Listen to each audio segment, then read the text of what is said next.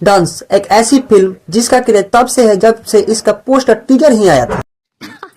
सही पकड़े हैं।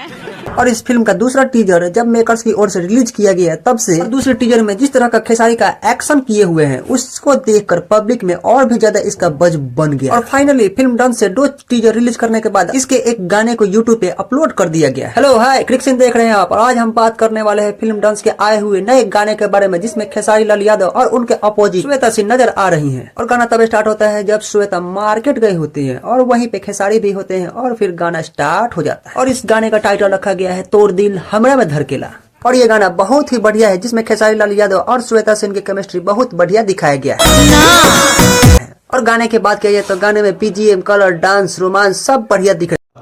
ये बातें बताई नहीं जाती, नजर लग जाती है। और इस गाने को भी पब्लिक खूब ज्यादा एंजॉय करने वाली है जैसा कि खेसारी लाल के पिछली सारी गानों में देखने को मिला है। और आप इस गाने को ग्लोबल म्यूजिक जंक्शन पे देख सकते हैं जिसे खेसारी लाल यादव ने गाया है और इस गाने को डायरेक्ट किया है कृष्णा बेदर्दी ने।